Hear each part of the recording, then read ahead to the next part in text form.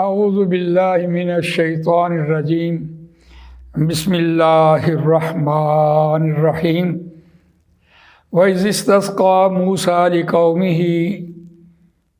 فَقُلْنَا اضْرِب بِّعَصَاكَ الْحَجَرَ فَانفَجَرَتْ مِنْهُ اثْنَتَا عَشْرَةَ عَيْنًا قَدْ عَلِمَ كُلُّ أُنَاسٍ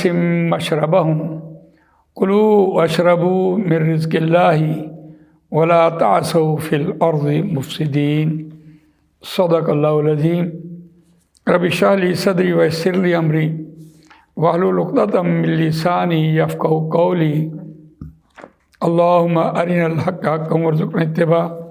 وارنا الباطل باطلا وارزقنا اجتنابہ، آمین یا رب العالمین۔ دوستو اور بزرگوں، یہ پہلے پارے کی آیت نمبر 60 آپ کے سامنے تلاوت کی ہے، اور یہاں سے سورہ بقرہ کا 7واں رکوع شروع ہوتا ہے، اور یہ مضمون بھی بنی اسرائیل کو جو نعمتیں دی گئی ہیں اس کا ذکر کیا جا رہا تھا، لیکن یہ نعمت جو خاص طور پر کی ہے، یہ بنو اسرائیل جب صحرا میں آئے تو ان کے 12 قبیلے تھے، اور 12 قبیلوں کے مطالبے پر ان کو علیحدہ علیحدہ جگہ دی، اور علیحدہ علیحدہ ان کے لیے 12 چشمے اللہ تعالیٰ نے جاری ساری کر دیے۔ اور ان کے مطالبے پر ظاہر بات ہے، جب صحرا میں آئیں گے تو پانی کی تو ضرورت ہوگی، تو ان کو علیحدہ علیحدہ چشمے دیے 12 قبیلوں کو، تاکہ یہ آپس میں ایک دوسرے سے نہ جھگڑیں، ایک دوسرے کے پانی پر قبضہ نہ کریں۔ یہ پانی ایک ایسی نعمت ہے جس کے بغیر انسان زندہ نہیں رہ سکتا، تو اس لیے 12 چشمے بنائے اور ان کو علیحدہ علیحدہ پینے کی جگہ بتائی۔ تو اب یہ اس آیت میں اس کا ذکر ہے جو بات شروع ہوئی، آپ اس کا روان ترجمہ سنیے۔ وَإِذِ اسْتَسْقَىٰ مُوسَىٰ لِقَوْمِهِ، اور وہ وقت یاد کرو جب پانی مانگا موسیٰ علیہ السلام نے لِقَوْمِهِ، واسطے اپنی قوم کے، فَقُلْنَا، پس ہم نے کہا، نَضْرِب، مار، بِعَصَاكَ الْحَجَرَ، اپنی چھڑی کو پتھر پر، فَانْفَجَرَتْ مِنْهُ اثْنَتَا عَشْرَةَ عَيْنًا، پس پھوٹ پڑے اس میں سے 12 چشمے، قَدْ عَلِمَ كُلُّ أُنَاسٍ مَّشْرَبَهُمْ، تحقیق جان چکا ہر ایک گروہ، مشربہم، اپنے پینے کی جگہ، اپنے گھاٹ کو، کلوا واشربوا من رزق اللہ ولا تعثوا فی الارض مفسدین، کھاؤ اور پیو اللہ کے رزق میں سے، ولا تعثوا فی الارض مفسدین، اور نہ تم آوارگی کرو زمین میں فسادی بن کر۔ یہ روان ترجمہ آپ نے اس کا سنا ہے، اور یہ 12 چشموں کا ذکر قرآن مجید میں اور سورہ اعراف میں بھی آیا ہے،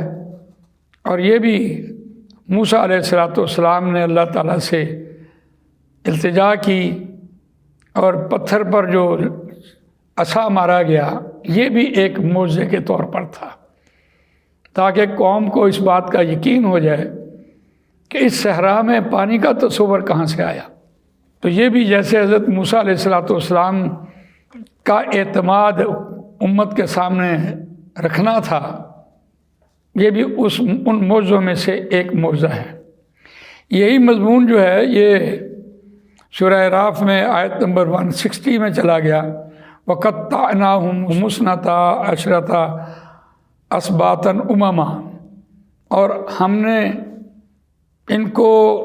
ٹکڑوں میں بانٹ دیا، ہم نے ان کے ٹکڑے ٹکڑے کر دیے، ہم نے ان کے قبیلے قبیلے بنا دیے، 12 اسباطً امماً، امتیں، اور اسباط ہوتے ہیں یہ نسلوں کے اعتبار سے، قبیلوں کے اعتبار سے، برادریوں کے اعتبار سے،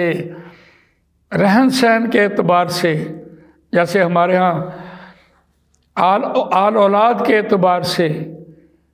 یعنی اسباط سب سے آیا ہے، اور یہ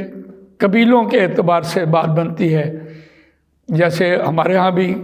قبیلے ہیں اور ہر قبیلہ اپنے اپنے خاندان کو لیے بیٹھا ہوتا ہے،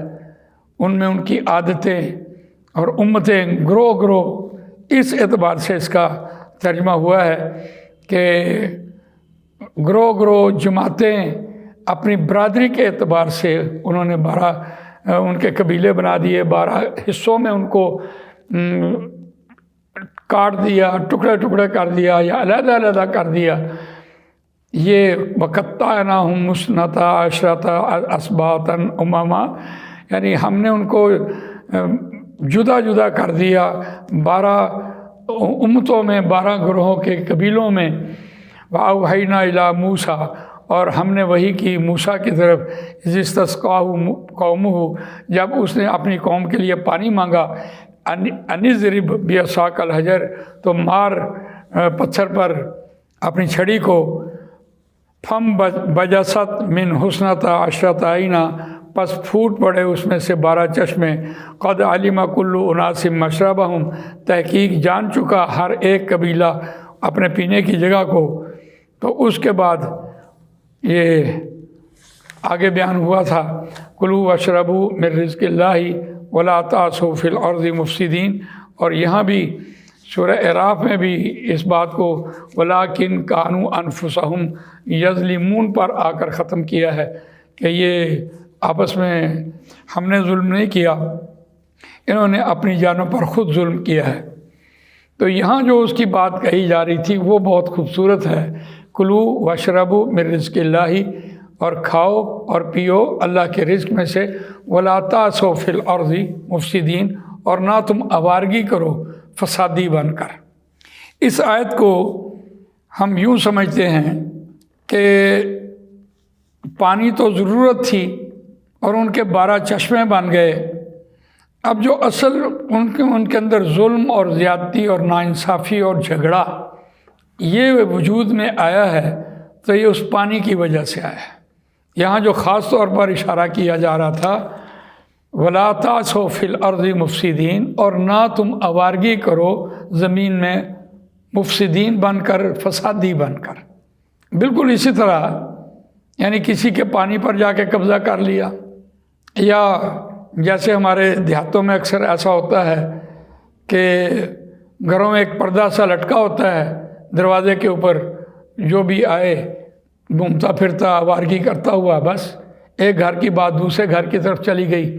وہ کر لی، وہاں سے چگلی غیبت شروع کر دی۔ تو یہ آوارگی اس بات کو کہتے ہیں۔ یہ اسا یا سو جو ہے، عین سا اور واو جو ہے یہ آوارگی کے اعتبار سے آتا ہے، اور اگر یہ عین سواد واو ہو اسا تو یہ لاٹھی کے معنی میں آ رہا ہوتا ہے۔ تو یہ آوارگی وہاں سے شروع ہوئی کہ وہ اپنے پانی کے اوپر نہیں بلکہ کسی کا جا کے پانی پی لیا، کسی کے گھاٹ میں جا کر قبضہ کر لیا، تو پھر لڑائی جھگڑا شروع ہو گیا۔ مجھے یہ بات یاد آ رہی ہے، اور اس اعتبار سے بھی یاد آ رہی ہے کہ پانی بہت بڑا فیکٹر ہے انسانوں کے زندہ رہنے کے لیے۔ اگر پانی نہ ہو تو ہزار بات ہے، کون آدمی وہاں اپنا بسیرا کرے گا۔ جو حضرت اماں ہاجرہ نے وہاں حضرت اسماعیل علیہ السلام کے لیے چکر کاٹے تو وہاں چشمہ جو جاری ہوا تو پھر وہاں لوگ آ کر بسنے شروع ہوئے، آبادیاں بننا شروع ہو گئی پانی کی وجہ سے۔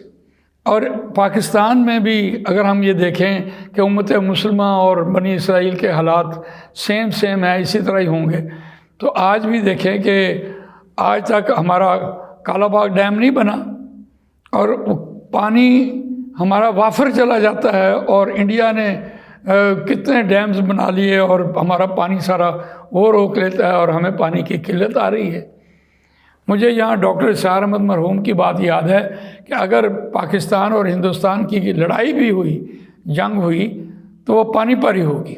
تو دیکھ لیں آپ کہ اگر بنی اسرائیل میں ایسا معاملہ تھا تو بھی ہمارا انڈیا جو ہے اوپر سے ہمارا پانی روک لیتا ہے، دریا سارے وہاں سے آ رہے ہوتے ہیں۔ آپ راوی دیکھیں، ستلج دیکھیں، چناب دیکھیں، جہلم دیکھیں، سارے دریا جو ہیں یہ وہاں سے آ رہے ہوتے ہیں، اور جب ہمیں پانی کی ضرورت ہوتی ہے تو اس وقت وہ پانی روک کے بیٹھ جاتا ہے۔ تو پھر ہم اس سے ترلے منتیں کرتے رہتے ہیں، اور ہمارے ہاں آج تک جو ہمارا بڑا ڈیم ہے وہ نہیں بنا، تو اس کی وجہ بھی ایک انڈیا ہی ہے جس نے ہمارے اندر رکاوٹیں پیدا کی ہوئی ہیں اور پانی کا مسئلہ بنا ہوا ہے۔ تو یہ بہت بڑا فیکٹر ہے، چونکہ بنی اسرائیل میں بھی اسی وجہ سے لڑائی ہوئی تھی، تو امت مسلمہ کو بھی یہی۔ تو یہ قرآن مجید میں ایسے مضامین آنے کا مطلب یہ ہے کہ اے امت مسلمہ، تم ان سے سبق سیکھو اور اپنے اندر ایسی بیماریاں نہ آنے دو۔ تو جزاک اللہ خیر، آج ہم نے یہ آیت نمبر 60 جو ہے اس کو مکمل کیا ہے۔ اللہ تعالیٰ مجھے آپ کو قرآن مجید پڑھنے، سمجھنے، اس پر عمل کرنے، اس کو دوسروں تک پہنچانے کی توفیق عنایت فرمائے۔